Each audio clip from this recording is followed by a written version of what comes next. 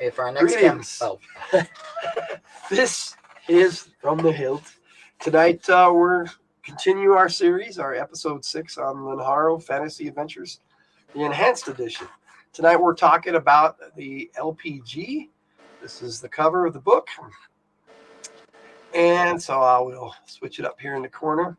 And we're taking talking about a specific chapter for lifestyles. Get to that now. For lifestyles and professions, which is our version of classes and kits, for lack of a better term. I don't know what they call it in the newer editions, but you know, I played the AD&D second edition and first edition, so that's kind of what I go by. I mean, I know they just have classes in the 5th edition, but some of their classes are a little different to me. I mean, that's just how I feel about it. So here we go. We're going to bring up the book. Hello, Cody. Hey, greetings, Cody. Welcome to our little madness here. Okay, so for some reason, it is not presenting my. What's going on here? Why isn't it sharing? Hey, Max, did you leave your tether in here with me? I got to present my phone. Yes. So, why don't you guys tell me how you guys feel about our lifestyles and profession as opposed to classes? Okay, so on my thought is classes in general never made any sense to me for the simple fact that, okay, so your class is a warrior and you only know combat skills, or your class is mage and you only know magic spells or magic abilities, and it was so limited and it made no sense. Like, so vague too. Like, well, no, I know, but you walk around the world and they're all like, well, what do you do for a living? Well, I'm a warrior or I'm a rogue, and you're like, that doesn't tell you. Well, let me play devil's advocate a little bit on that. I get why they did that. That's so that you understood exactly what you were playing.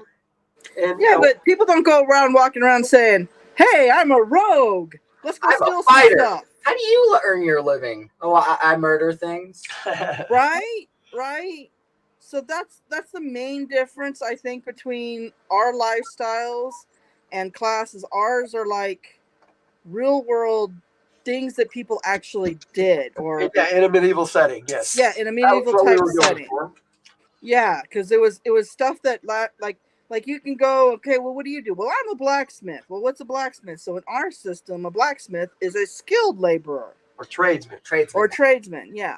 I'm sorry, that's what we used to call them. Tradesman is a skilled laborer. It really is. Skilled laborers are. So I like that we have what it is you actually do for a living, and we don't exactly encourage, as people like to call them, hobo murderers. Murder hobos, yeah. But we get what you're saying. So let me scroll down a bit here. Lifestyles in general, that's just what we really mean. And the profession is something you can take to enhance your character at the start. We have something here called Wanderlust Hindrance that you can take to get extra CGPs, but adventurers kind of start with it. It adds a little extra to adventurers do not start with it. It makes it so your character can't settle down in any one region. Your basic lifestyle happens. We put them alphabetically, but it just happens to be our adventurer, which is your generic playable lifestyle. Basically, your typical traveler. Right. And in general, the skills alignment for an adventurer are combat, guild, and martial arts. Now, most races can be adventurers. There's only a few that can't. And they're generally sub races of the major race. But I was gonna say, I thought adventurer was one of the ones we let pretty much. Barbarian Giantine can only be a savage. Oh, well, that makes sense. There's only a couple of things a gnome healer can be, and adventurer isn't one of them. Okay. Daedalus halflings can't be adventurers either, and it's possible that certain half breeds and pygmies, based on what the ref decides, could neither. But for the most part, all the races can be an adventurer. So what we did was, for each one, we also provide 12 professions And like I said, they're basically, you purchase them with your starting CGPs, and it kind of gives you an extra little bit at the beginning. Or with our light edition, we don't have professions, and you can just build your character off the basic lifestyle. Honestly, I found adventure to be kind of a catch-all lifestyle because all the professions are kind of all over the place as to what they could actually do. Well, yeah, that's because that's how adventurers are. Well, in most cases, it's actually good to take up a profession because you do get a lot of extra skills that come with it. Once you are a lifestyle, you can actually become something else. You can change your profession as long as you get the skills that are on the basic for the. Because we actually have a character right now. She's a soldier, and I don't remember what kind of soldier she was, but she wants to become an animal master now. So she's got to go the hard way and get each individual. See the skills we have on the written down here. She has to go in and get each individual ones of these skills and talents before she can call herself an actual animal master. Well, and the idea of the adventurer is that they're just that. They are your typical adventuring type of individual in a medieval fantasy game. Now, for professions for adventurer, the first two we have is the adrenaline junkie and the conjurer. Now, these, like I said, professions are really just examples of what you can do with our lifestyles, and it helps you get a sense of how to begin play. So, I've never played an adrenaline junkie. That's like asking for trouble. But I know someone who has, and they had a lot of fun doing it. No, I know, but you can start a sentence with, I dare you to do this, and they might do it, okay?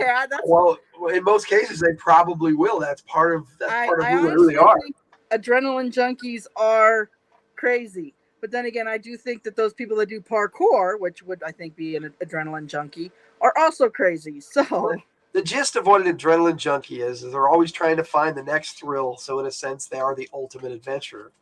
Nothing is too dangerous so long as they almost get killed while doing it. That's kind of the gist of an adrenaline junkie. Now, yeah, they're the ones that go bungee jumping or jump out of an airplane. Or on a completely different topic, the conjurer is your typical adventuring spellcaster. Yes. They're like a wizard, a mage. But we not have to those be too. Confused with the scholars, which are the more typical mages. Right, well, no, an adventuring conjurer also knows like weapons and things like that as well. They don't just do spells. Right, because they have the combat. And they also know, they also know like how to use their spells in a combat type situation too. Some mages don't know how to do that. Well, and that was the thing. The skills alignment is a major thing for our lifestyles. We have 5 categories of skills, and most lifestyles can do 3 or 4. Some can do 2, though. Like the adventurer has 4, and all they don't have access to is divine. Now, certain professions can swap one out for divine, and that's generally how we do things. But these 2 happen to be one of the ones that don't. Normal adventurers. Yep. So we'll scroll down to another one to see what we can do. What we can get to look at next here. Explorers and fortune tellers. Oh, I love playing explorers.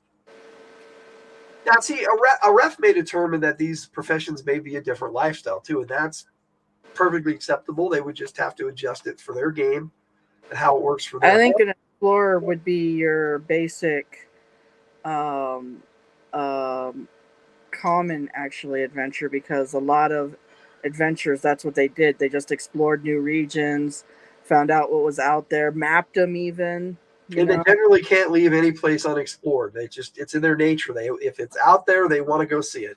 Ooh, where's that tunnel go? Let's go there. Sounds very opposite of how my character was in our Ben Canton campaign. And each of your professions after you purchase them with the starting costs, the starting CGP cost.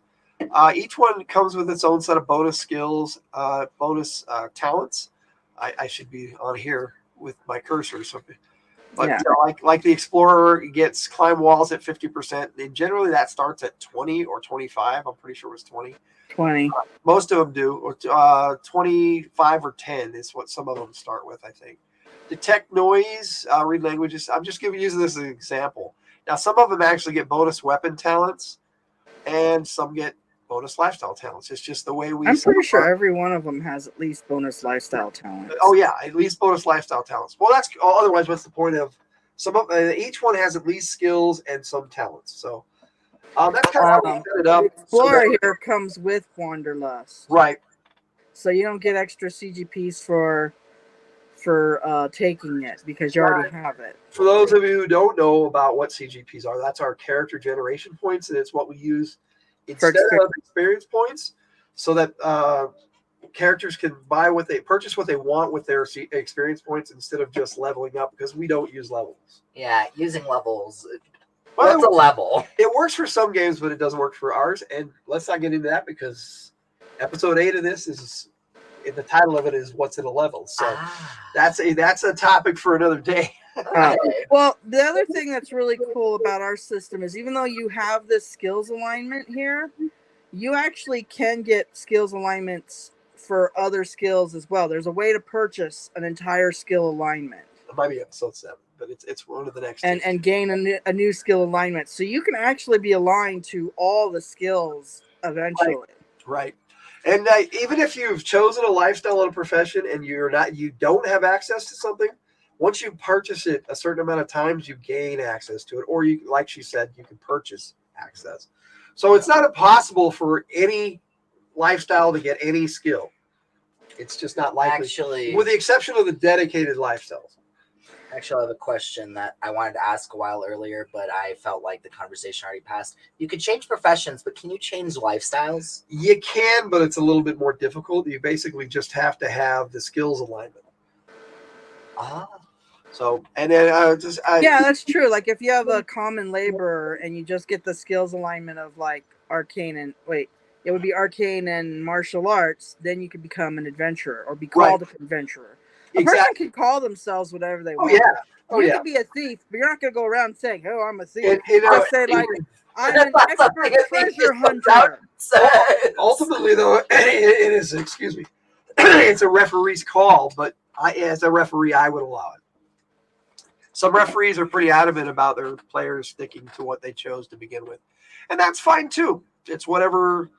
We took our lines like this that were rigid and just got rid of them altogether. We have a little bit of art in here. A couple of garns I threw in here with the adventurer. A couple of garns. Just a couple. Only the oldest garn and one of the youngest garns. Then we have a gambler and a jack of all trades. I mean, like I said, these are just professions that you can choose for an adventurer. And we're not going to go over every little detail of all our lifestyles and professions, but we're just trying to give you an idea and a sense of everything.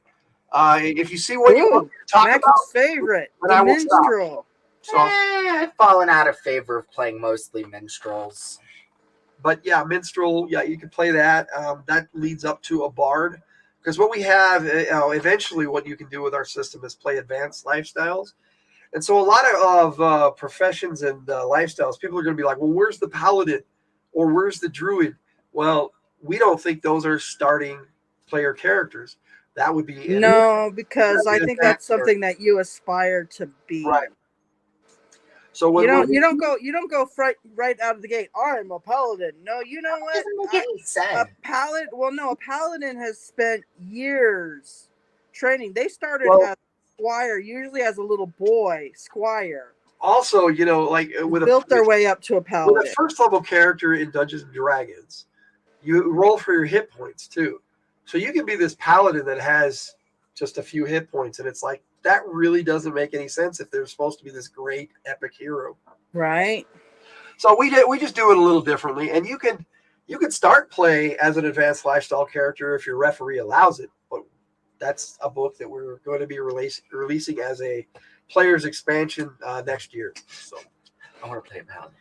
Well, because we still need to hammer out a bunch of details on that one. Referees can play as they want, and we have your basic what we call adventure status ratings, where you have starting, beginning, intermediate, advanced, and epic. So the advanced lifestyles would fall under the advanced and epic characters. And basically, when you're starting playing a game, though, you want to start at the beginning. You want to create your character from the ground up and work your way up to that. Not saying that those games where you want to just play some action, that works too. But for the purpose of this video, we're talking about what you can be when you start playing a game. So minstrels and myrmidons are also types of adventurers. Like I said, if you guys see one you want to talk about, we can talk about it. Ninjas Ooh, and look. knights are adventurers, at least according to us. Well, ninjas and actually, eventually, the ninja is going to be switched when we get the one of the Splinter campaign books out. Oh yeah, that will be a The ninja's actually going to be its own lifestyle in. Well, no, the shinobi is the lifestyle, if I remember right. I don't remember. We'll have to look at that. And shinobi just might be a type of ninja. I don't remember if put it under ninjas. That's a Lenharrow Splinterscape for another day. No, I know, but we're gonna have that. I'm pretty sure we are gonna make because they have different types of ninjas.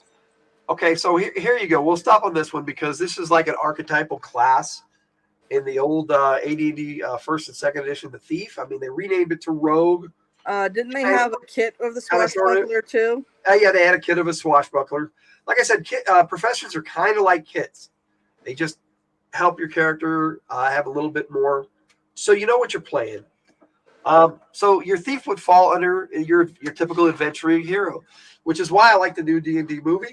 It kind of focused on that. The main character, he was supposed to be a minstrel, but he wasn't. They called him a bard, but he wasn't. He didn't have any spells. He was really a thief, but he was a fallen harper who became a thief. Yes. So it was kind of interesting.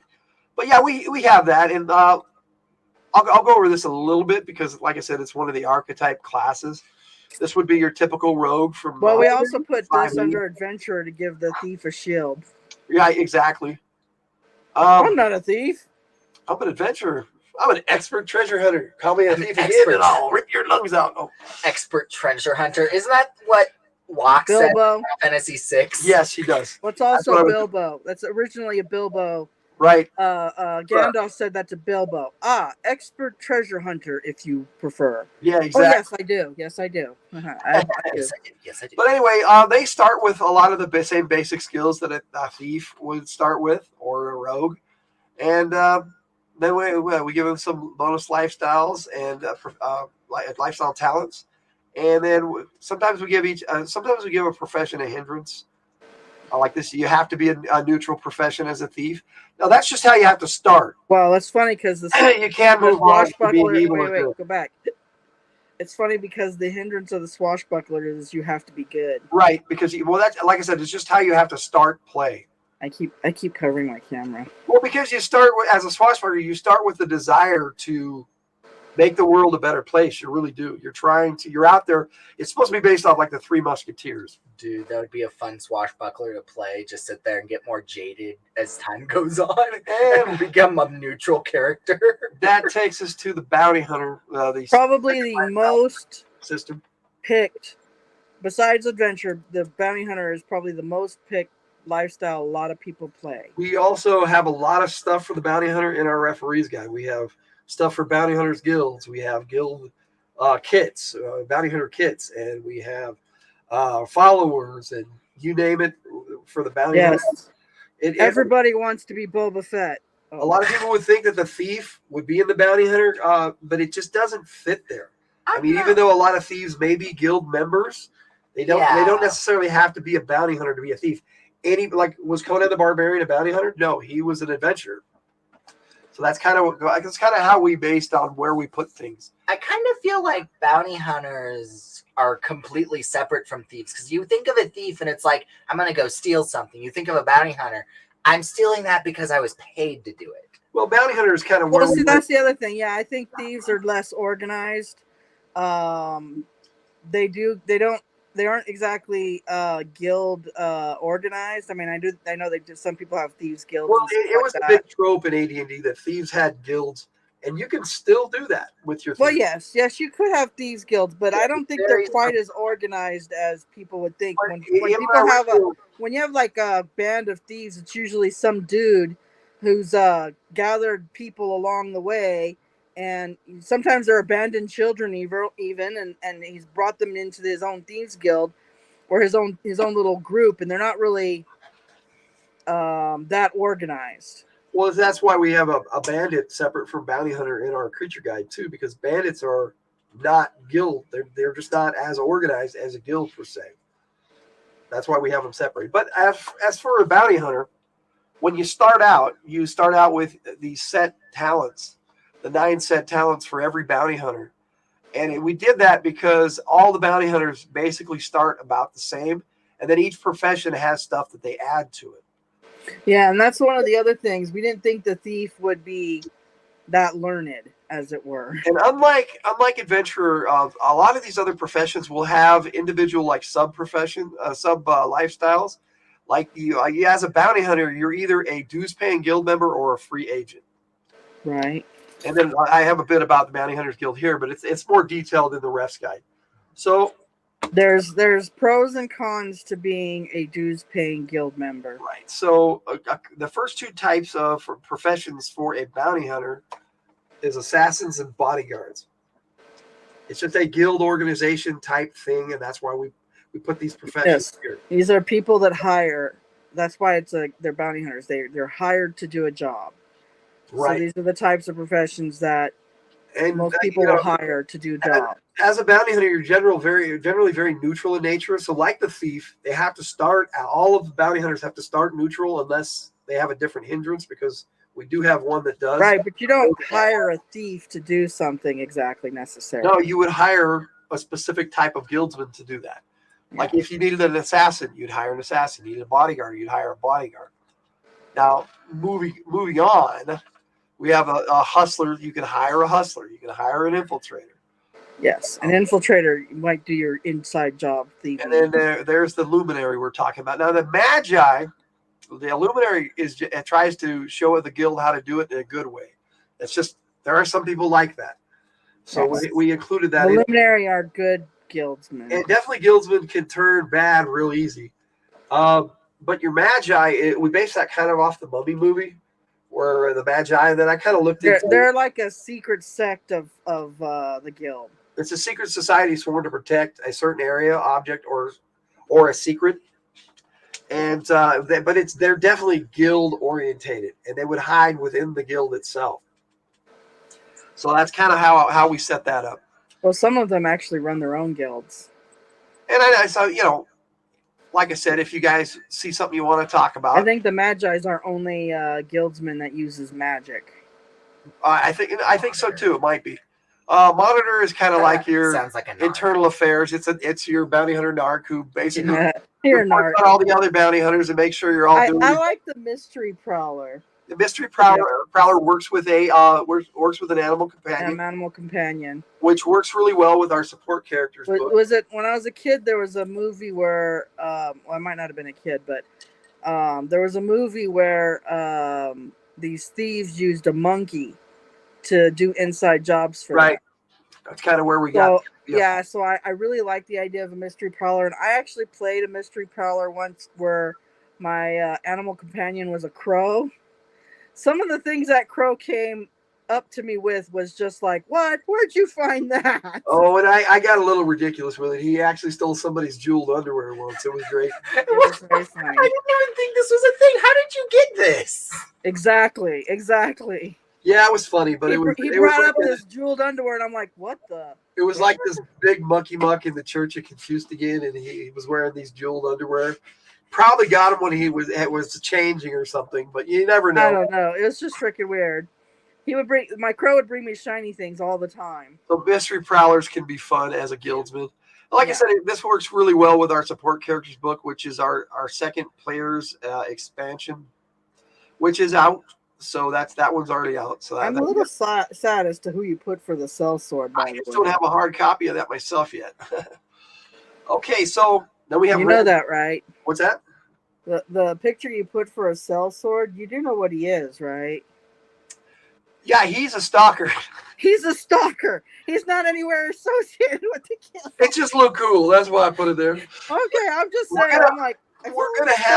He's a stalker. We're gonna have Pickle fix up our books. She's been doing a great job with the light edition, so there's no reason she's probably gonna want to work on the enhanced edition too. So she's been cleaning up our stuff and making it look really nice. Really nice. So we have renegades and sellswords, and a renegade is somebody who goes their own way and is definitely a free agent. Has to have the Wanderlust hindrance and be a free agent. The only difference is with when you have a hindrance like this, you don't get the starting CGPs with that comes associated with choosing to take Wanderlust.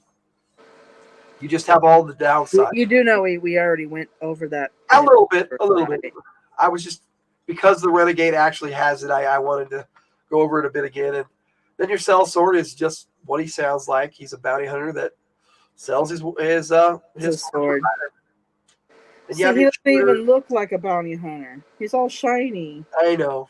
I'm sorry. Shooters are bounty hunters who don't like close quarter combat and prefer to do their job from a distance. I never threw her with a bow. They're not necessarily an archer. I mean, that could be anything. It's thrown weapons. They start with the juggling skill, and it's just right. So, like, if someone throws a knife at you, you can use your juggling to grab it and throw it back at them. One of my favorite characters I ever played, who actually died in game, was a rat man named Ford, who was a shooter, and he was a lot of fun to play. I remember him. He was a white rat man. Yep, he was very cool. Then for the bounty hunter, and there's a couple of the lifestyles that have it's like a dedicated version of the lifestyle. I believe a specialist and survivalist both. A bounty hunter and survivalist both have professions like this, but the specialist is just what it sounds like, a specialist bounty hunter, and there are individual types. Like the acquisitioner is someone that acquires or obtains rare items or goods. They're acrobat. Archers are a little different from shooters because archers are specifically with archery. Yeah, with our archery skill. And if you want to be an archer, it's probably the best bet to start with archery because of how expensive that skill is. We have the artificers are all about traps and trap removal. Compounders deal with poisons and toxins. Evaders, their job is to show people how to escape or to go help other people escape. Yep. Highwayman is basically a bounty hunter who has decided that they're going to be that thief that you want to play. Well, it's actually a highwayman. I would imagine it would be more like the bounty hunters put a blockade on a road for some reason. This would be the acceptable version of the thief within the guild. And a linguist is somebody who specializes in languages. And then we also have the mystic and the persuader as they are specialist bounty hunters as well. So the mystic is your bad to the bone martial artist, while a persuader is somebody who's skilled at bribery and negotiations. They're just, like I said, they're means to an end to give your starting character something to base how they're role playing their character on. So I've been kicking the dead horse, and I'm done with that now. So then we have your common laborer, which a lot of players pretty much is everything. I like playing common laborer. Yeah, but in general, though, a common laborer is most of your NPCs that you run into are going to be common laborers. Common laborers had to be in the system because, like Tiger said, that is your basic NPCs, which we call referee player characters or RPCs.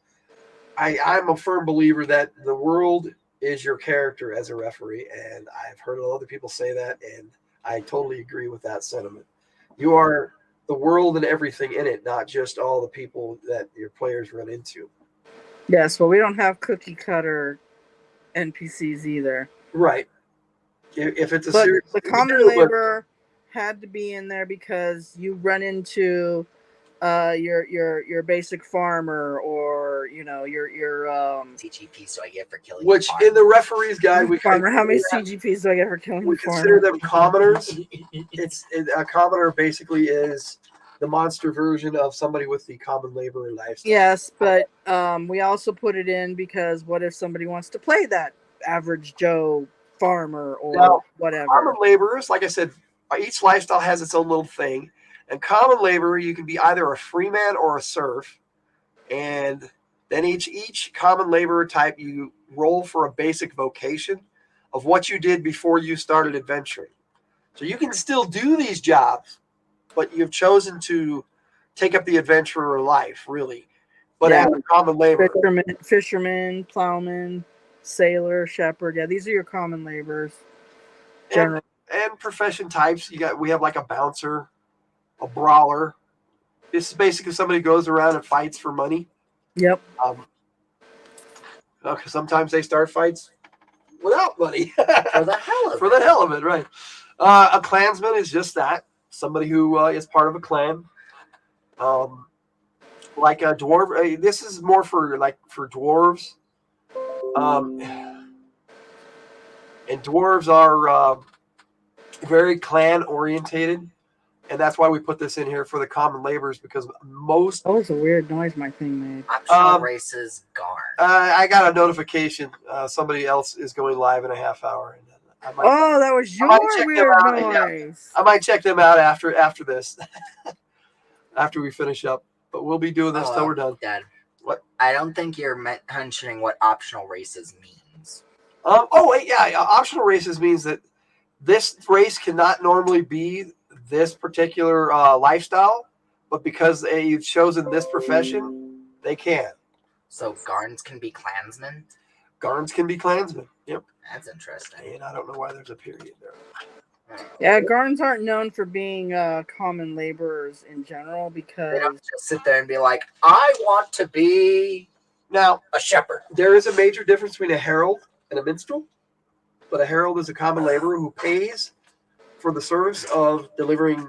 I'm sorry. Step out for a bit. Being a herald, they normally take service with a nobleman or a church, and they basically just announce their lord. And announce their lord, right? They do basically whatever whoever's hired them asks them to do. But generally, the typical example of that, I think, would be from the movie Knight's Tale. Yes. Where the minstrel acted as Geoffrey Chaucer. He acted as the fake nobleman's herald. It was kind of cool. Then you have your exterminators, host and hostess, messengers, pages. This is your specific messenger type, unlike the herald.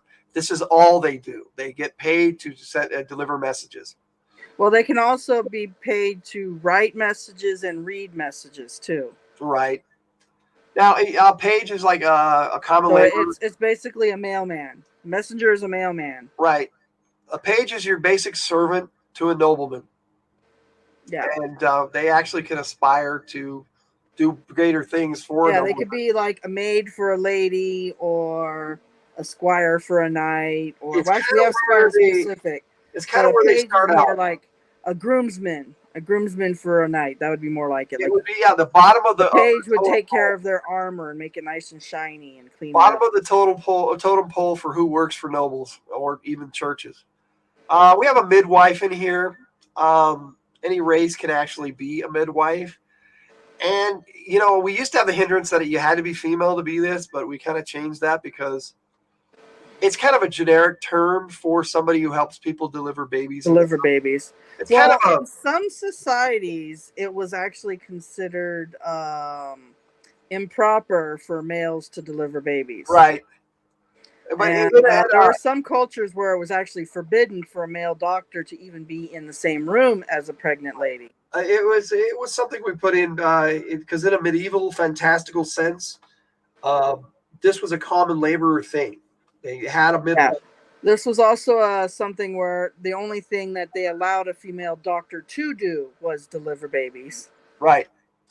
And then we have the porter, who's basically they basically do packages and carry things around. They generally work, ironically enough, in a general store or an inn, and they basically are the person who moves. They also work in docks on ships and things like that. Right. They move heavy stuff around. Then you got your sailor and your squire. I mean, those are kind of self-explanatory. But this is your non-militaristic sailor. This is somebody who's joined, who wants to be at sea but doesn't want to be military. This is just your generic sailor. Yes, they take on a job on a ship. Right, and then now we have your knight squire, and we needed to include that in the game. It's a very, very archetypal trope for a playable character as a nobleman squire, which that leads us to noblemen, who you can be either a noble blood or a noble vassal. Which means a noble vassal is somebody who wasn't born of noble blood, but has been accepted as a noble and was raised as a noble. Yes, we've had some very interesting noblemen played. Believe it or not, this character is an elven noble named Avery Leafbottom. He actually eventually became a king in our Believe it or not. and that's actually his father. Style facts.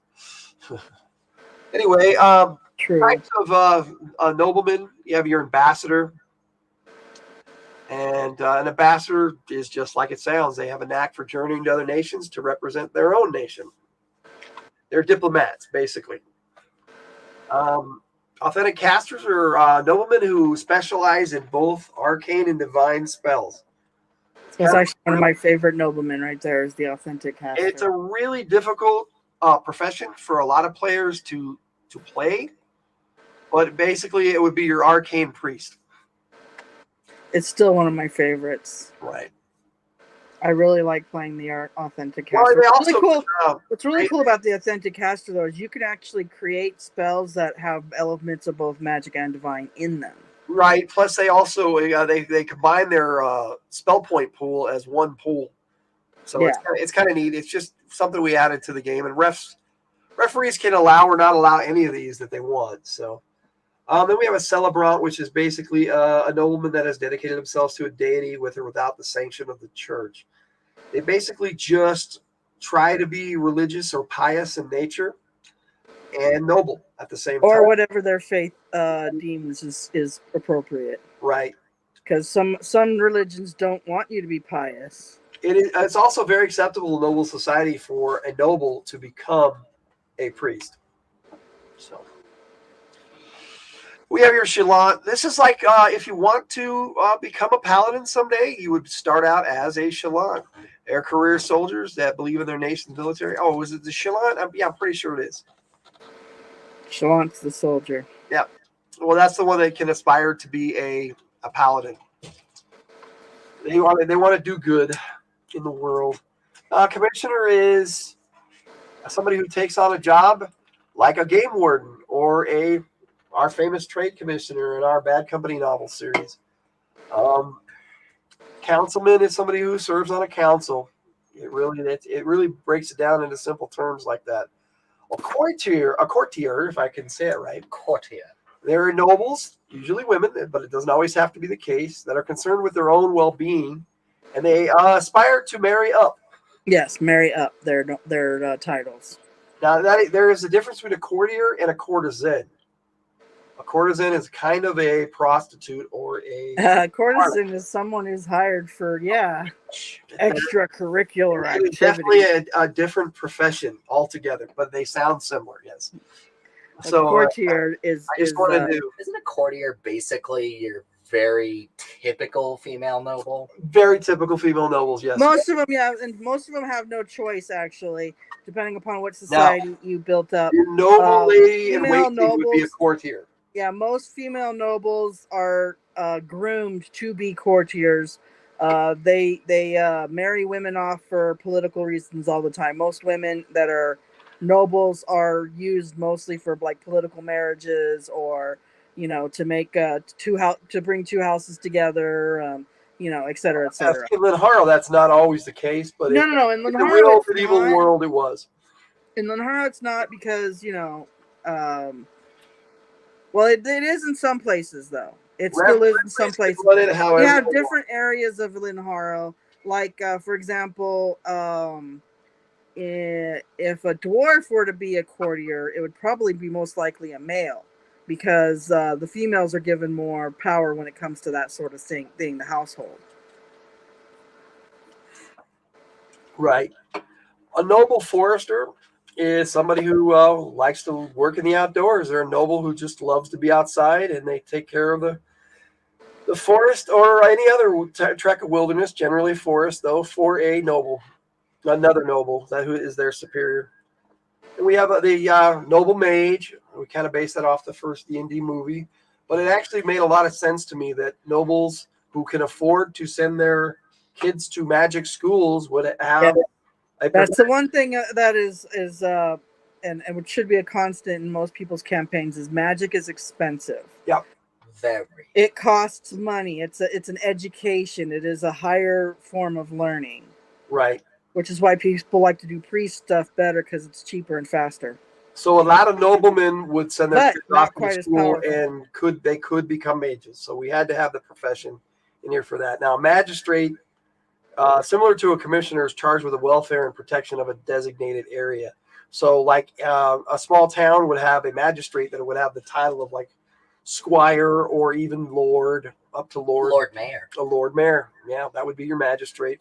Because it is a political Their title. profession is running a community. Then we have your mariner. This is your naval captain, noblemen who they own a vessel. So that's kind of how we work with that. Now most noblemen start play with a horse. This particular one would start with some kind of sailing vessel, and then you got your tactician, who is your typical military field officer in a medieval sense. They know their battle tactics. They're very intelligent people. Right. Yeah, they come with the battle tactics and military tactics and siege tactics. Those are lifestyle talents. When I think of really work out tactician, for them. I think of Fire Emblem Awakening, where the main character is in fact a tactician, and that's literally all he does. Right. It's cool. Well, that takes us to religious men, and this would make us, after we finish this, we'll be about halfway through our lifestyles. I find it funny that you made this list before starting and you haven't mentioned it once. Well, I made it so that if we needed to check it out, we could. It's more of a reference than something Right. we actually quote unquote. I made a list of what lifestyles could be what races. And he checked it twice. In the book, we have that listed with the races. It determines what lifestyles you can be based on the race. So we didn't list it twice throughout the whole book. It would be double downing, and it's like I just didn't want to do that. It would take up a lot of extra space, and it saved literally dozens of pages worth of space just by taking out the line for each lifestyle that said races allowed. When we really already had it with the lifestyle and with the races, the lifestyles allowed line on that for that chapter. So that's kind of why we didn't put it here. But yeah, but isn't religious reference. men one of the ones that any race can be? This is the one for a religious man, all except for the barbarian giantine and mountain giantine. They're the only two that cannot be religious men. Now, the barbarian giantine can be a couple of things, but religious man isn't one of them. And the barbarian giantine can only be a savage, which we're going to get to right after religious man. Now, religious man is your typical cleric for an AD&D game, and we actually have that as a profession. Each day, when you choose a deity, each one has a type of priesthood, and we kind of list those in here. There's like circles and what that involves, and a council, a cult, a militant order, a theocracy, which is a government run by the church, and then some of them have none. So we have that in here too. So we kind of broke it down into basic, simple terms, but then we have the deities that we use. Like Logan. Logan Right. has one. Well, like I said, we break it down into the deities that we use, and if you choose to be a religious man of that deity, you have a hindrance, and there are certain types of armor and weapons. Refs can choose to use this or not. Right. You can put your deity system. You can make your own deities if you Right. want. This is really an example. You can use Norse deities if you want, or Greek deities, or your own homebrew deities. This is just an example of these are our deities from Lenharrow, and an example of what they allow in their religious sects. Ha ha ha, kid. That's Anyway. SECT. I know what you said, but it's how you said it. Anyway, there's the cleric profession. As I stated earlier, that's your typical priest profession or your religious man. We have a priest as well, but that's your dedicated lifestyle that only specializes in divine skills. But we'll get into that at the end because we have a bit more to go here. Yeah, but we've only been talking for 45 minutes, so we're doing pretty good. A devotee is somebody who is just utterly devoted to their deity. I think most people know what a cleric is. My last character was either a devotee or a fanatic. Yeah, fanatic is basically someone who's a zealot in their religion. They're so crazy. Strictly. We had someone play a fanatic. Yeah. And she refused to play. She refused to have any kind of healing except for self healing, because in our system, if you have self healing, you can heal anybody that has the same faith as you, the same deity as you. Right. And so she refused to do like healing other people. She only healed people of her own faith. So she actually converted like 2 or 3 of the party members to her religion. It was actually pretty cool. Just so they could get healing, but no, actually, one of them full on just decided to join her church. So, Hammerhand is something we threw in. That's I kind of like the deity Thor, and so I kind of gave a priesthood for that. That's very similar to a Viking priest. It doesn't have to be you don't have to use a warhammer. It could be any bludgeoning weapon, but that's kind of how we did that one. I find Holy Inquisitors to be frightening. That's the whole idea. That's this. No one expects the Spanish Inquisition. I was thinking the same thing. But that's what it is. It's somebody who goes around for the church, and this is your monitor version of the church. They're the ones that decide whether you're a heretic or not. Right, but they have authority in the church to arrest other church members. It's just kind of excommunicate them. Yeah, we put stuff in here just in case refs wanted to use it. Your medic is your typical healer, and we wanted that in there too. Minister is somebody who doesn't really want to be part of the church but wants to preach their religion. Well, usually they have small churches that are like in like a town church that might have a minister. A small town church might have a minister on there. Yeah, and then generally they're looking for approval of the main church of the same deity, but they don't always get it. Then we have monks. These are your monastic monks. However, we add the martial art aspect to the monk as well, so that you can play them with or without. It's entirely up to your ref. You can be the monastic monk, or you can be the Shaolin priest monk. Occidental, yes.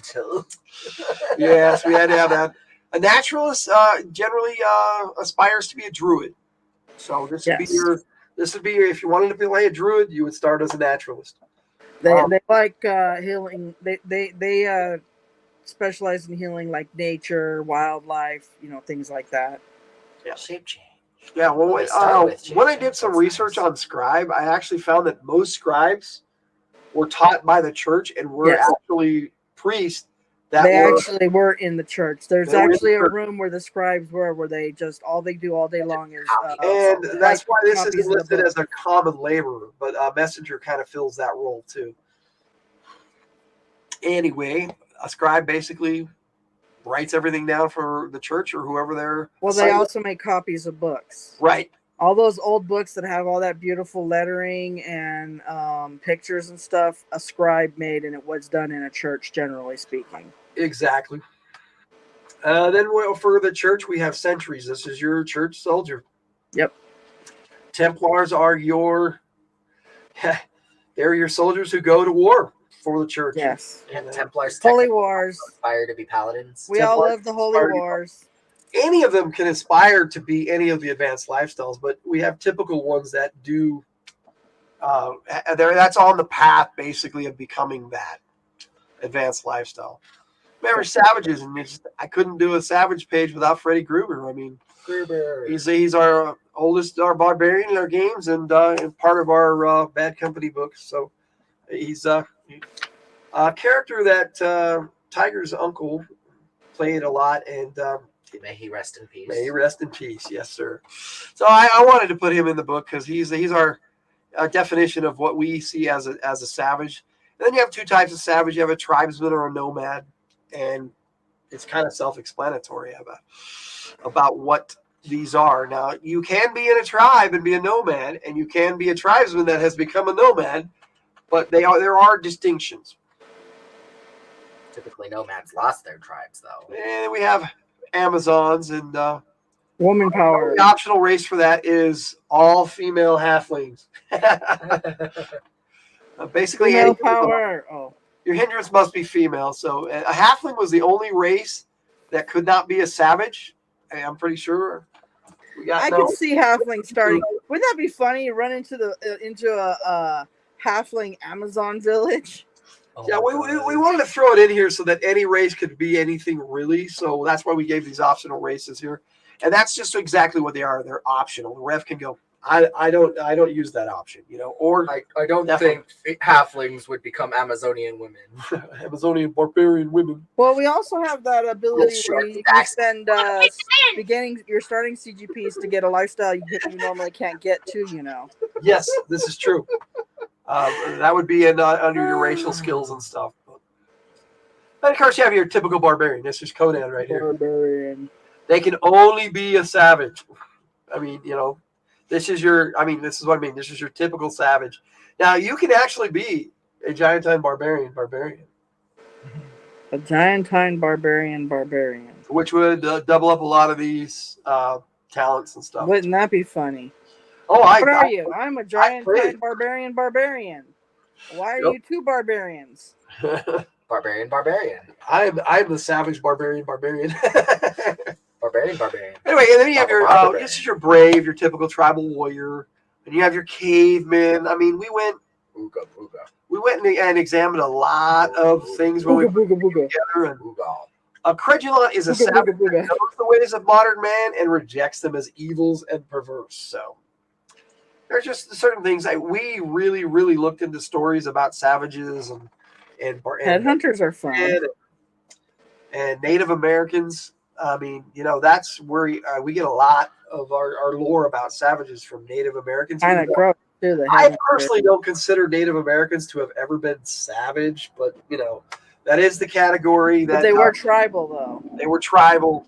So I think that's how they get tribal and savage are two mutually exclusive. And then in each tribe, you're going to have your medicine man. So we looked at tribes and decided, well, what do they do in a tribe? And that's how we came up with the professions for savages. Mountaineer is a mountain man, basically. Yeah, usually he's a nomad. Right. Ritualists, totem warriors. Totem warriors have Ritualists are actually very interesting, and so are totem warriors. Yes. The ritualists puts their spells into tattoos that they put on their bodies. Right. I always thought that was an interesting one of our more interesting savages. The spell is always with them. Yeah, well, it's like our imbued our granted powers or whatever. They put it in a tattoo and they can activate them on their bodies. So their limit to spells is actually how many tattoos they can put on their body. Yes, but the other one I like is the totem warrior, and a totem warrior is someone who takes on like an animal spirit or guide, and they try and through their faith and their perseverance, they actually start taking up traits of that totem.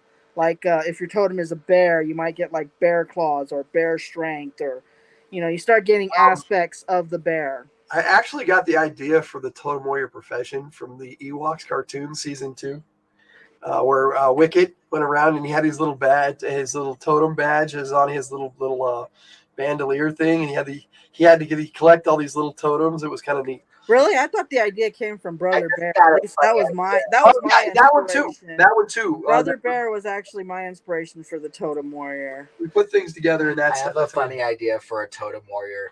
An orphaned Animan is adopted by a tribe of humans who believes that he is a totem warrior of his Animan species. Well, that's cool. Interesting. That works. And we have a tribute. Well, really, raider. he's just an Animan, but This is one where the savage actually collects. This is your headhunter, basically. No, we have a headhunter. And this We this already passed also the headhunter. I kind of based A off. tribute raider is based off of a headhunter, but usually what a tribute raider does is they collect something else, like Right. ears or fangs Well, we put it in or the game just in case fingers. the ref wanted to use it. Tribute raiders are actually kind of gross, but Then you got your witch doctor. This is the only one that does anything with actual magic. Yeah, the witch doctors are feared actually in tribes because they Right. know that evil black magic. What makes them so different? The answer is simple. It's magic, baby. Magic. Then you got your actual scholars, and under the scholar category, we have your typical scholars and your witches and warlocks. kind of ironic how Witches and warlocks direct are very unique follows. types of scholars. The witches come in sets of 3, and warlocks are male versions of the sets of 3. Well, generally there's only one warlock too. They're usually by themselves. Well, yeah, the warlock is by themselves.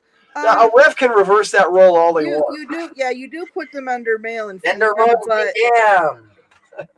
yeah, I was gonna say you can put them in their roles of male and female, but I actually played a female character who had no sisters. Well, But you can she actually play came it from where it Witch's doesn't matter. blood. Yeah, she came from Witch's blood, but she had the powers of a warlock. Right. I like that. So we have done it.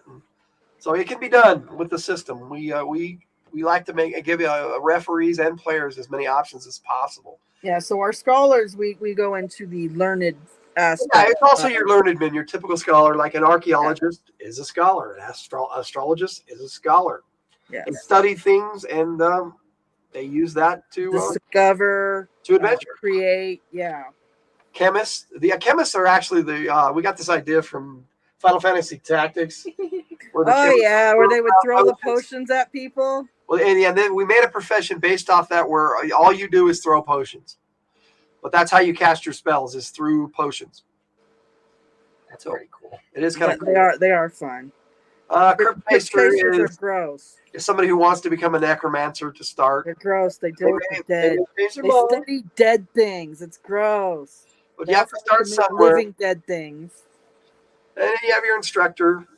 They teach others what they have learned.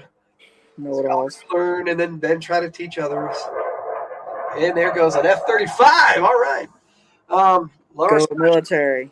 The fact that you know that just by the sound is kind of insane. Well, also, no, that's what they generally fly around here, Max, is the X-30. Anyway, your lore specialist is an individual who is constantly learning, believes that life is about learning. They'll focus on one lore at a time, and that's their specialty. And they'll move on to the next lore, and at that moment, that's their specialty. You have them starting with a bunch of lore already. Oh, yeah. That's what they do. They're into lore. But a lore specialist can get into something specific like, I don't know, books. They can get book lore where they know all the ancient tomes and what names they have. Or they can have a treasure lore or sword lore or, things like that. Or they know the lore of a culture, like, I don't know, a city or something. And then once you get skilled enough as a lore specialist, you can take the coveted lore specialty. You just know the lore of lore. The basic tale of lore specialist just gives you the ability to invent your own lore. Anyway, as a scholar, the typical scholar is your magician. The magician actually is a combat mage. It's another combat mage, though. The magician is actually another combat mage. No, they're not. They do have combat, but yes, they do. I was gonna say that's the combat mage right there. Yeah, most of your scholars they study, so they either have arcane and they have arcane and martial arts as their skills alignment. But yes, the magician swaps that out for combat. Mm-hmm. I think all our characters are magicians. They cast through their wands. Now, like the chemist, we have something called a rune mage that uses rune mages are fun to cast their spells, and it's a little different, but. We actually found several examples of the rune mage in anime. My favorite actually was in a futuristic sci-fi. Oh yeah, the rune caster. He had a gun. Actually, had bullets that were spells. His spells were bullets. He didn't call that. He called it his rune gun, but it was awesome. It was a rune caster gun. Yeah. Yeah, and so that's why we have the rune mage. So we included that in the game. Yeah, and then I really like that. You actually in our campaign, you actually gave the stigma to the Seekers. By the way, the name of that was that anime was Outlaw Star. It was really good.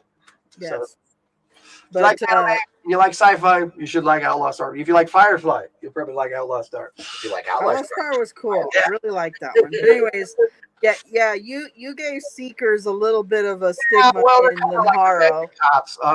Oh, well, yeah, you ended up turning them into they took over our campaign world for a while and were considered bad guys for a while. So and a different game. Now the Seekers in our campaigns have a stigma. Although with our new gamers, maybe not, because they didn't have to deal with the Seekers. Well, Seekers are always looking for greater magic at all times, and it was an opportunity to them that they seized because they could take whatever magic they could find.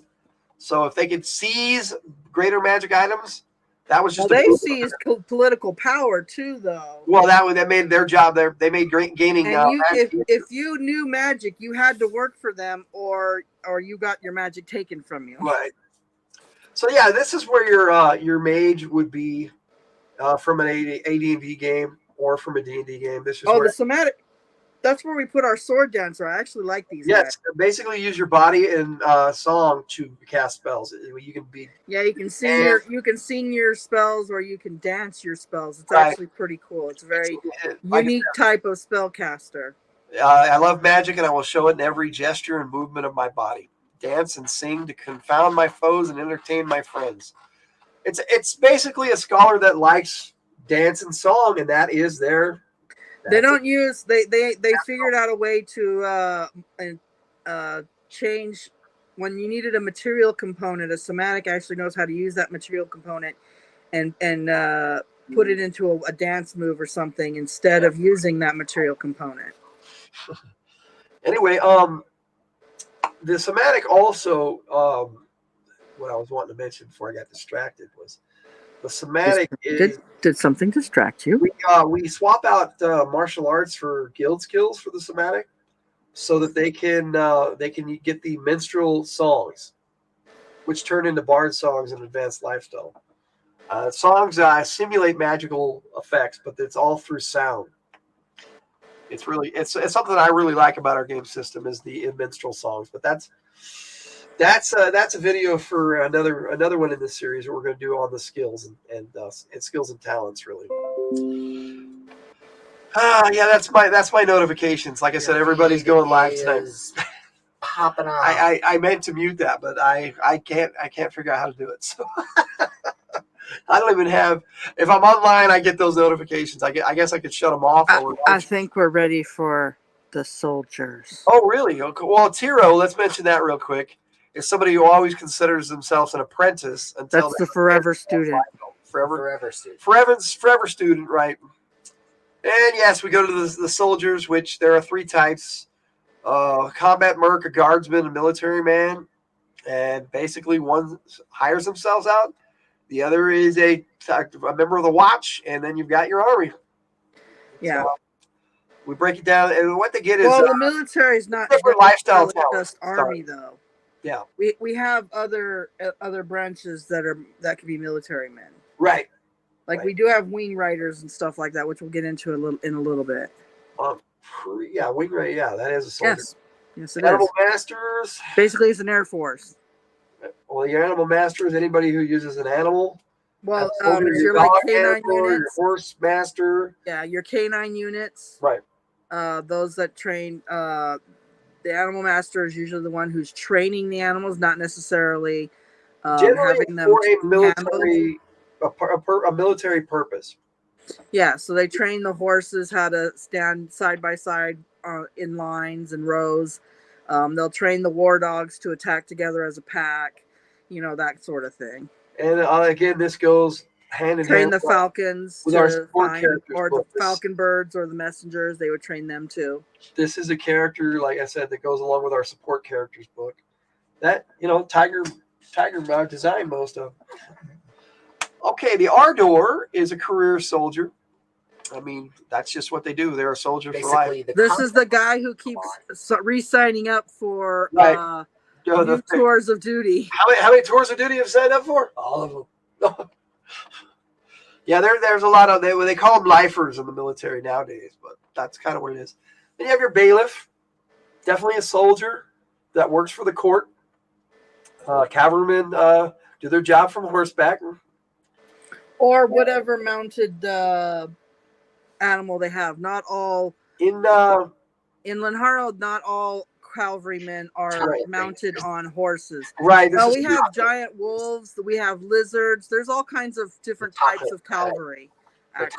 Yeah, they were the bear. You can have a cavalry on top of giant lions. It's pretty cool. Now the AD&D first edition game had something called a cavalier. they didn't include when they made the second edition. It was something they added in the book called Dude, Arcana. Cavaliers were like so And- OP. It's not even funny. They were OP. Yes, they were overpowered for sure. They were And so so OP. I liked it as a class, so I Oh, I toned it loved down it. and made this nice little profession to give you a nice little. If you follow the rules of a Cavalier, you can have like the baddest ass warrior of all time. Those things are so freaking. You can.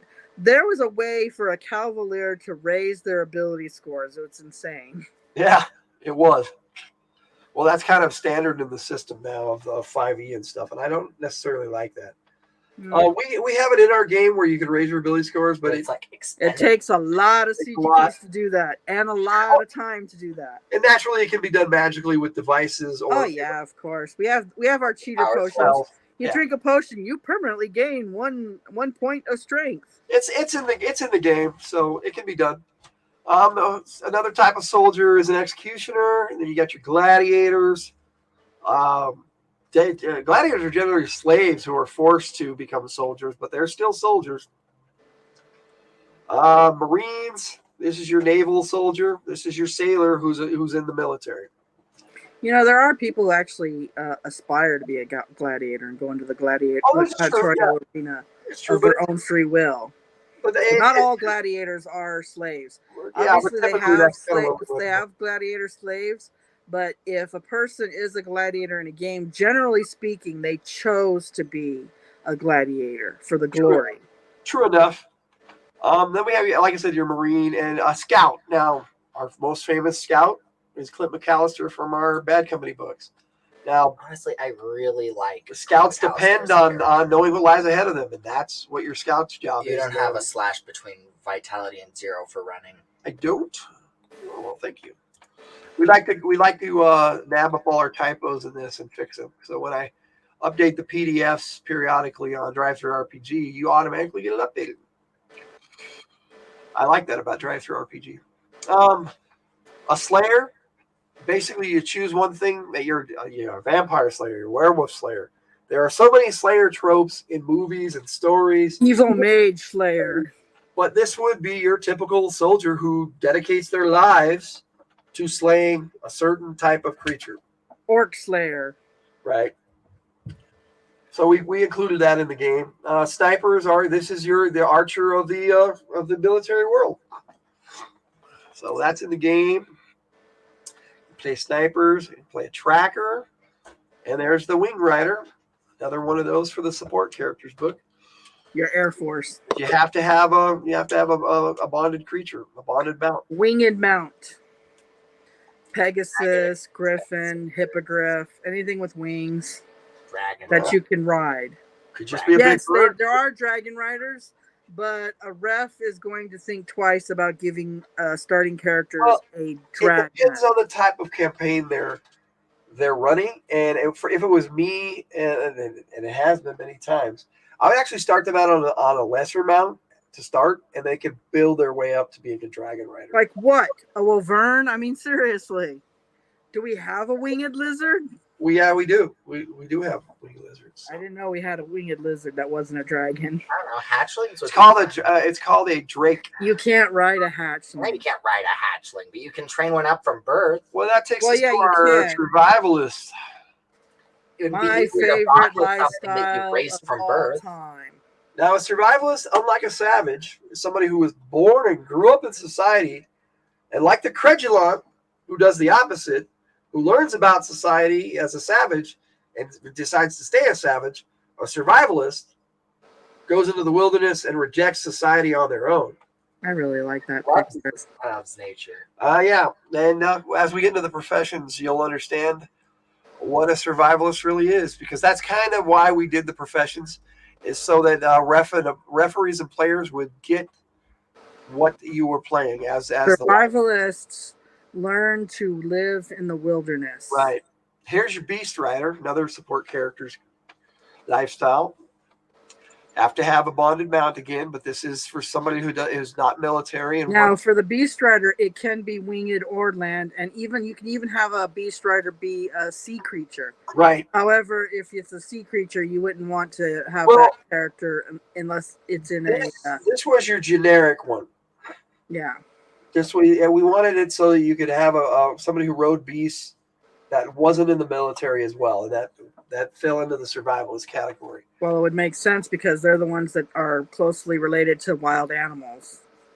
And Emissary is a survivalist who basically has agreed to serve a nation, still doesn't want to be part of the cityscape, but will take messages and stuff to other countries, and they still like to be out in the wilderness more than they do in the city. So they're an emissary. That's kind of what we called it. Entomologist wasn't that your bug guy? Yes. Survivalist. Entomologists. They yeah, it's your bug guy. They live off the bugs, and well, they also like to find different uses for some insects. They study the insects. They know like what kind of poisons they have. Some of them might even use them, like if they can find a cure for things with insects, that right. sort of thing. It's the study of insects, and it's actually a major study today. So yeah, people always have studied bugs. So. Yeah, so the Pharaohborn is old trope there. This is where Tarzan comes into play, or what are those? The twins that were raised by wolves. I can't remember their names in Greek mythology. So it's like basically Remus and Remulus, I think. Yeah, something like that. Yeah, this is where like your child gets lost in the forest and some creature decides to raise it as their own. So they were feral-born. So technically they're savage, but they have that memory of being in the cities. Oh, Mowgli from Jungle Book is a feral-born. Yeah, that's what I said. Like Tarzan and Mowgli, Remus and Ramus. There's like so many different famous stories of children being raised by animals in the wild. Yeah. Founders are survivalists that specializes in species restoration and continued existence. So they're basically they help endangered species find new homes, a way to repopulate. Sometimes they can get a little violent with that. They might wipe out an entire village just because of an endangered species too. So right, you got to watch out with that sometimes. This is true. Sounds very chaotic. Good. The Geomancer is a survivalist that specializes in the elements, and they just have air, earth, fire, water. Yeah. And that's their thing, man. They use the elements to survive. And then it takes us over to the Huntsman and Ranger. Very similar, but not exactly the same. Oh, we love the Aragorn. Right. We're not going to sugarcoat it. We love Aragorn. Aragorn may have called himself a ranger, but our system, he would not. He would have been a forester. He'd have been a forester. Well, yeah, because he was a nobleman. Right. But we do like the idea of rangers. Well, it was my favorite AD&D class. You could also very easily have a forester just say, I'm a ranger. Right. To hide their identity. True. And, we could talk about that one all day, but the one that like with the bounty hunter, where it had the specialist bounty hunter, what we have for survivalists is something called a terrain warden, where they specialize in a terrain and how to survive. Yes. I am currently playing my first terrain warden. I don't think I've ever played one before. I'm playing an Arctic terrain warden because we're in Carnage, so I thought that'd be interesting. And then we have yes, you're playing the normal hill. We have certain things they get from different terrains as part I of would it. imagine the Broken Lands would probably have the most interesting thing. And the last two terrains are subterranean and wetlands. Wetlands could be a swamp or a riverbank. I mean, anywhere that has water. It could even be a lake. Somebody who dwells by a lake. An urbanite is not one of the terrain wardens, and it's just alphabetically. It's over here by itself. Oh. They're a survivalist who lives in the city, and they love the city, but still want nothing to do with society. They live like a vagabond. Yeah, it's Hobo Joe. It's a hobo. And then we also have the Vigilante and the Wanderer that fall into the category of survivalists. Now, the reason why a Vigilante is a survivalist and not, say, a religious man, or it's because Vigilantes, they're out there on the fringes. So they have. Well, Vigilante happens when usually there's a tragic background involved with Vigilantes. My parents were killed. Like, their whole family was killed by werewolves or something. That is unpardonable and worthy of death, and so they take the law into their own hands. Well, Yeah. and to be a true I am the vigilante, they law. have to kill. That's the other thing. They choose a crime. They must choose a crime to punish. And like superheroes, they call them vigilantes, but they're not really vigilantes because they don't kill. Well, their form of justice is that's true. It Their depends. form of justice is Uh, outside the law. There's some mythos Well, where Batman does kill. that's what a vigilante is. Someone who takes justice into their own hands, Right. and they do what they feel is right, even though it may go against the law. Right. But we put it in the game. And then we have your Wanderer. This is just they have Very the Wanderlust, basic. hindrance, and it's just your basic Wanderer who started out in society but just rejects it. Just wanders. And last but not least is the tradesman. Tradesmen usually own and run some form of business. Like the common laborer, because originally the tradesman we called them a skilled laborer, but I didn't like them together. I wanted the tradesman to be its own thing. So that's because tradesmen usually, yeah. Well, they also learn. Sometimes it takes years for them to learn their trade too. Well, and they start when they're like really young, like they can start as early as the 8 or 9 even. Yeah, so they start in a shop. Someone apprentices them, and you're apprentice for quite a long time, and you have their trade skills right with your here. family at birth too.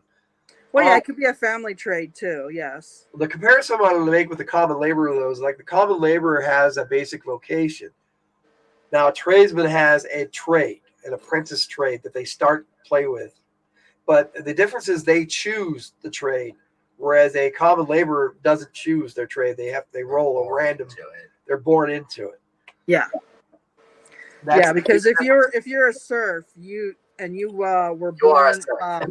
If you were a serf and you were born from a serf, your child's also a serf, and they usually become the same thing you are. So if you're a farmer, then your children will be farmers too.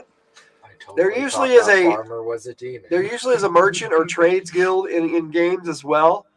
And in our games, what they do is they aspire from apprentice to become a journeyman, a master, or a grandmaster, and they have to actually get their papers for that. Yes. Papers, please. And this is where you get your artisan. This is your architects and people who love to build buildings and cities. And got to have them in there because they're in our society, so we put them in the game. Herbalist is somebody who deals with plants and likes to deal with remedies. Poison. Well, they make medicines and stuff like that too. You got your interpreter, much like the linguist, but just in a different sense. Then you got your barber. The barber were here. Well, the interpreter is above board. Usually, our noblemen hire the interpreter. Right. Well, it's because they're a tradesman. Barbers were very different. This would be a barber would be your dentist. Somebody they still would cut hair too.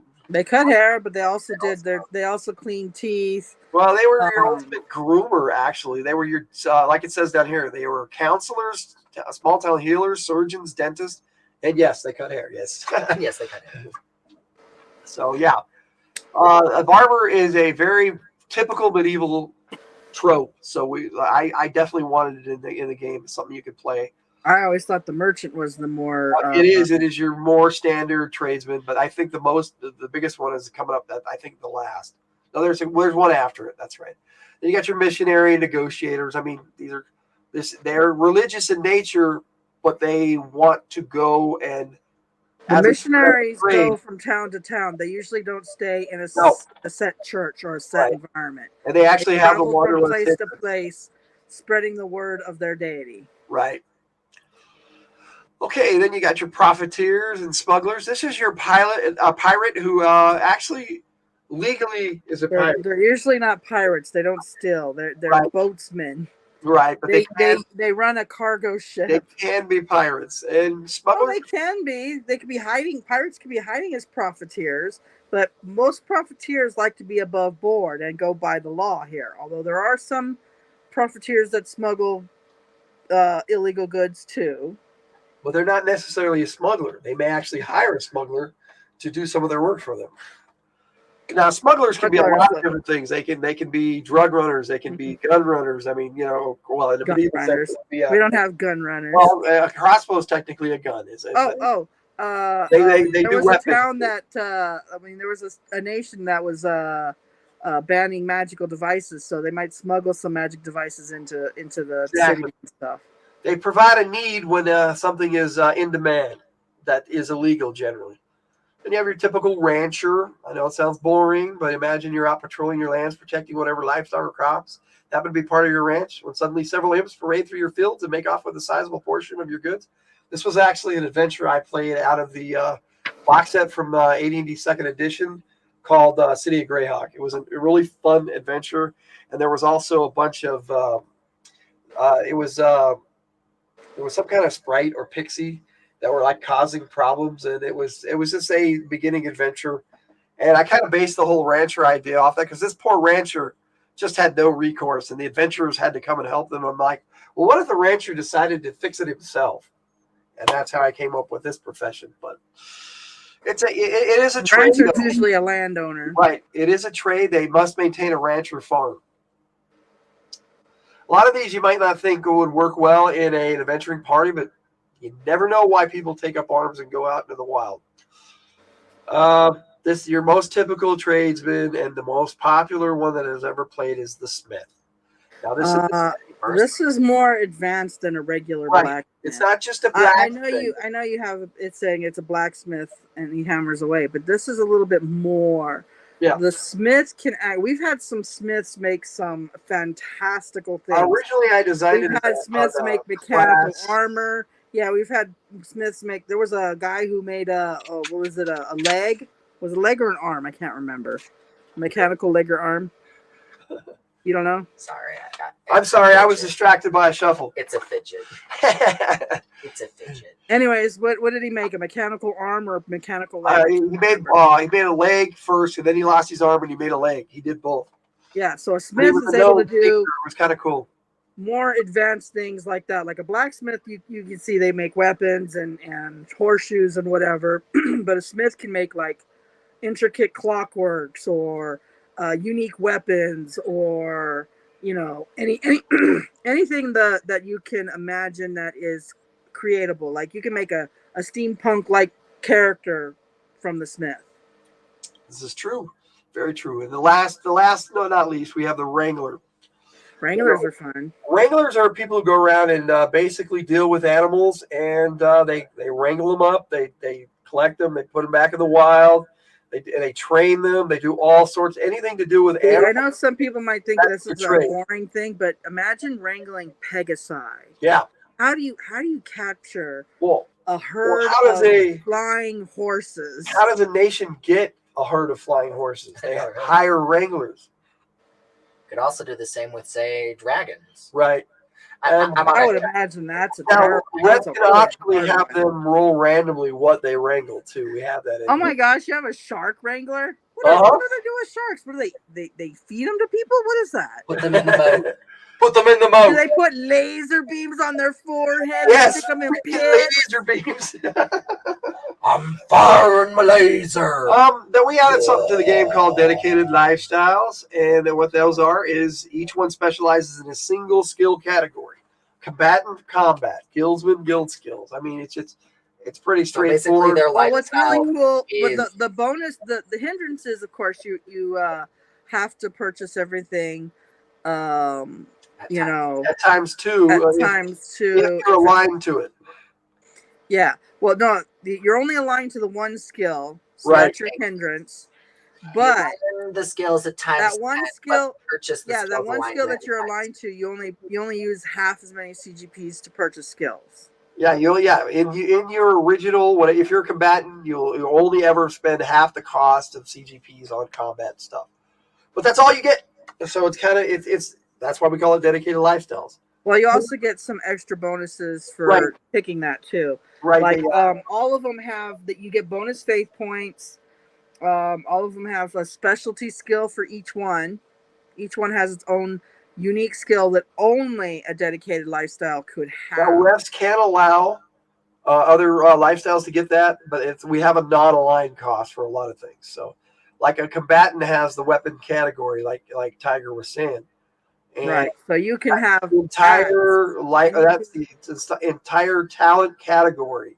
All axes, all blown. So you learn how to use all axes, so you can pick up any axe and be considered talented with it. Right. Which means you have no penalty to use that type of weapon. And your guildsman has the perception skill. And what this is basically very their unique chance skill to see if other guildsmen are using their guild skills. It's kind of it goes into I was gonna say you can also use it as a cheater, like you're stuck in something and no Right. one's figuring something out. So a guildsman can use their perception percentage and say, "Hey, ref, help us out What would be here." the best thing for this right. situation? And that's generally what it's used for. Yes, is asking the ref, what do I use to fix this problem? So yes, it is kind of a cheater, but that's what skills are for, to make things easier. Your invoker is the one with the arcane skills, which all Oh your my gosh, they have a skills. serious bonus on them. Well, normal arcane casters can purchase something called field specialties. Yeah, that's broken. It really That's broken, but that's for an advanced. It's not broken. It's not broken. But the invoker gets they have to purchase a subfield, and they get special bonuses and different. Like, this is what they get for purchasing a subfield. They get all damage causing attack spells have the dice damage increased by 1 increment, so a D4 becomes D6, D6 becomes D8, etc.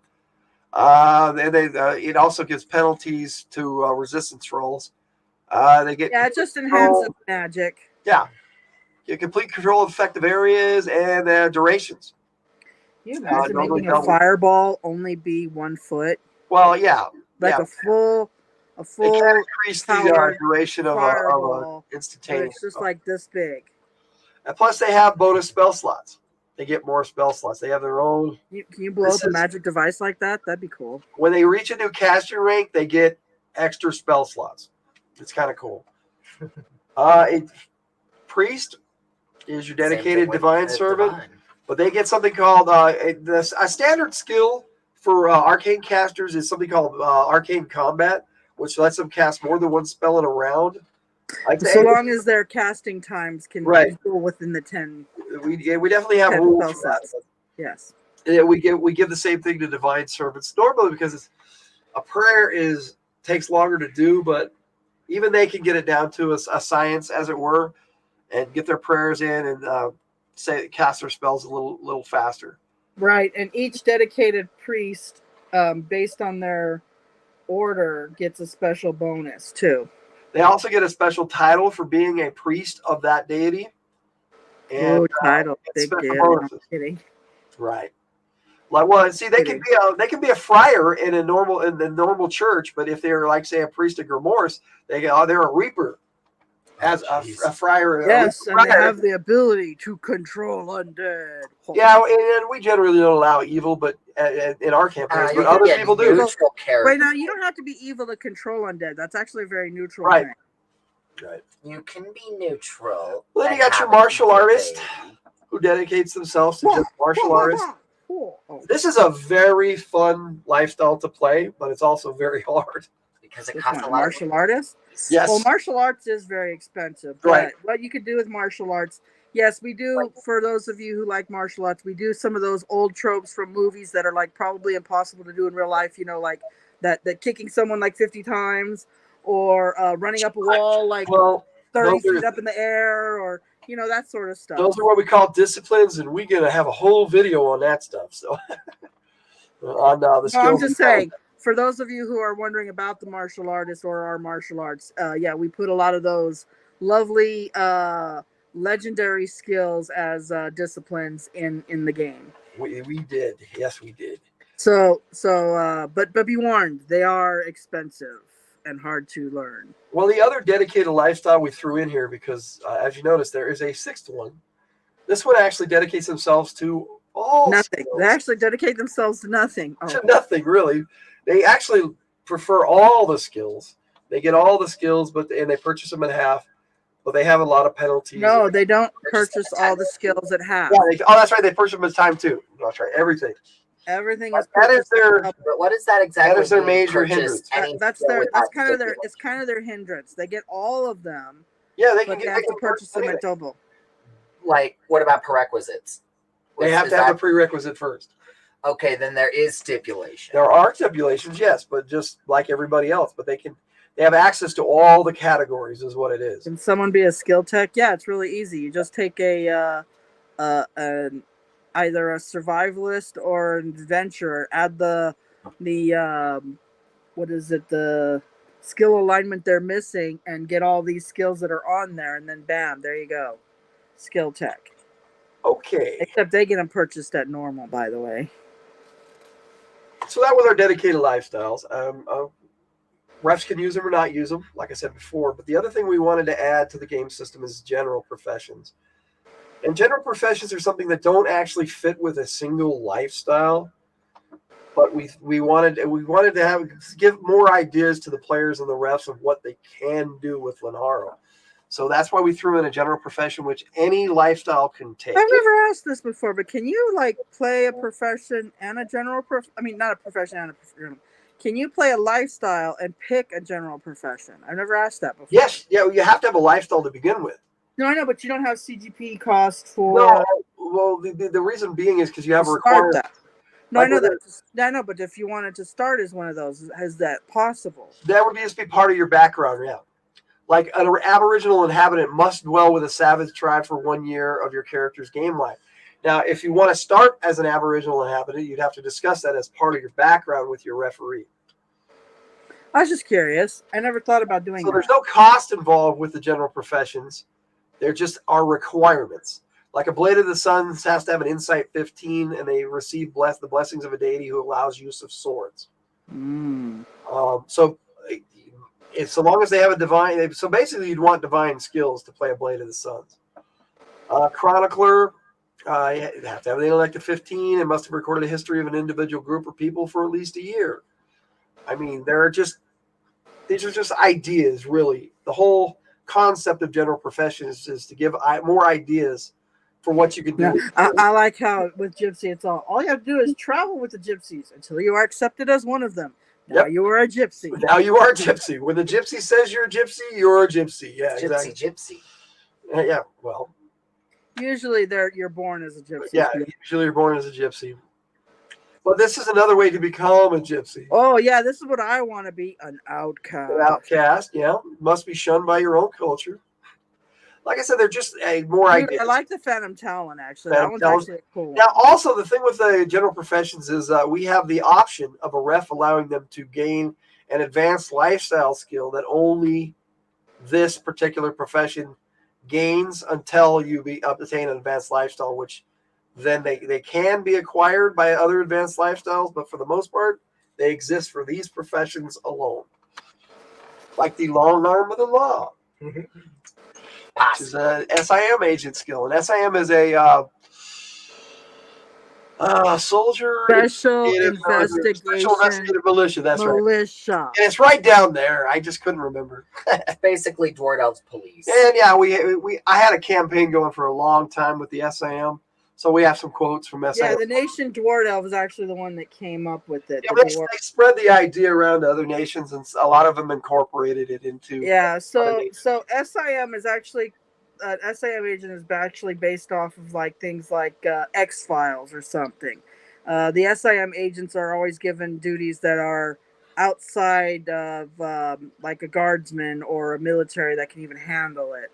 For example, maybe you have a pack of pixies running through the park causing trouble. That's not something a normal guard can deal with, so they might send in an SIM agent or a group of it. Or the boogeyman has kidnapped children and then turns your players into children as you go out. Okay, wait. The players had to turn themselves into children to see the boogeyman. Right, exactly. They had to choose to become children. Anyway, then we have the vagabond, which is somebody who's homeless by choice, and a vassal who is noble. They're not necessarily born noble, or they're not normal blood. A vassal earned a title. They earn a title, right? If you have a soldier who got accolades from winning a war or something like that, they could actually get a title and become a vassal. And that takes us to the end of lifestyles and professions. So. Any thoughts? Final notes on it? Well, obviously, we just gave examples, right? But any ref can make up a list of skills and talents for any kind of lifestyle profession they would want. I mean, they can create their own This gives we have these in here to give players and refs ideas of how to make their own characters or their own character tropes. We're also if a player wants to be something specific, they could go, okay, well, we could base it off of this, but you have these skills that are different or whatever. Yeah, like one time I wanted to play someone who had a lot of minstrel skills, but they were more of a writer than an actual singer. So we just gave him minstrel skills, but changed singing for like more writing related things. Well, we're also going to be doing the Lenharrow Splinterscapes, and each one of those is going to have different lifestyles, different ways of doing things. Like I'm currently working on a military action game that changes race into faction and lifestyle into military operational specialty. It can be done. I mean, it's going to be a Lenharrow clone game, but like if you wanted an Oriental game, you would definitely have we're going to clone our own system. You definitely have lifestyle of samurai. You'd have Oriental type lifestyles, or ancient Asian, whatever you want. Well, no, I know that I actually so uptight about your system that you created clones before anyone else could. Yeah, well, they're gonna have it can be done. New races in the Oriental one. Like you could play a yokai or a kitsune or something like that. Exactly. That's where we're going to be adding stuff like that. But a kappa. When we put together a little turtle basic players handbook and refs guide, we put it in mind so that it was an example for what you could do with the engine that is the Lenharrow Fantasy Adventures. Honestly, fantasy is just where you start. Honestly, Lenharrow Fantasy Adventures, like, I know it's not our official philosophy, but the philosophy, I think, for Lenharrow Fantasy Adventures as a whole is it's mostly reference. Pick and choose, customize the system how you want it. Well, that's because we're playing the same game. When you break it down, ultimately, we're playing a role-playing game. We're just role-playing. Well, how do you want to role-play? This is a basic system that you can take and build upon. Honestly, all tabletop role-playing is regular role-playing, except how do I throw a little bit of randomness into this? Well, we also try to keep it simple. Now, I know with more options, that's not simple, but the options are just that. They're all optional. So true, you could play all humans. Your ref might say, nope, this is a world of only humans. Yeah, we have magic and we have all that other stuff, but there are absolutely no other races besides humans. This is exactly why we made the game. We love role-playing games. We love a lot of the genres. We love fantasy. We love military action. We love superheroes. We love cyberpunk. We love steampunk. I mean, sci-fi. Mostly fantasy. Yes. You could play a caveman game. You could play whatever kind of game you want to play. We wanted to start with a simple system to use. And once you've created a character, that's what's the hard part. But once you've created a character and you play the game mechanics are just simple, straightforward. This is how you play the game. And if you don't like that rule, don't use it. You want to add your own house rule? Add your own house rule. That would be such a badass campaign idea where everyone is like in a prehistoric time where language wasn't even invented yet. And that would be a huge role-playing challenge for all the players. Like, how do we communicate when we don't have a language? Exactly. But, if you want to add more depth to your campaign world, add more depth. If you want to take and make it so there's no depth at all, you can have a game like that. I kind of like things kind of a happy medium across the board. I try to keep everything in moderation. I have a bit of political drama. I have a bit of I have mostly action, but I'm an action-orientated writer. So that's how I run my games.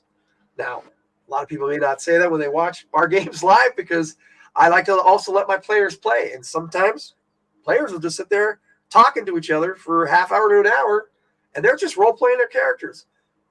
That's how we play. That's part of the game. Whatever is fun. If you're not having fun, you're not playing Lenharrow. Our rule number one is have fun, and as a referee, try to have fun yourself too. So And our referee is your game master. So whatever Yes. you So want to call laugh it. maniacally when they go into that room that has been completely trapped. Well, this is why we call them guides, because they're guidebooks. They're not rule books. They're guides. They do have rules in them for you to pick and choose and use what you like. We believe that it's our game, not my game. Certain individual refs may take a hard-nosed line to it, and that's fine too, so long as everybody's having fun and playing the game. Run it how you want. Play the game. That's what we all love about our role playing, is just playing, having fun. So that's what that's how we designed our system, with all of that in mind. And I don't think we have any more to say on the topic. So thanks for watching. That's how we do our lifestyles and professions without levels And kitties. Oh, we gotta have a kitty. We got to strike a pose. Gotta strike a pose. Okay. Well, with that all being said, then again, thanks for watching, and Logan out.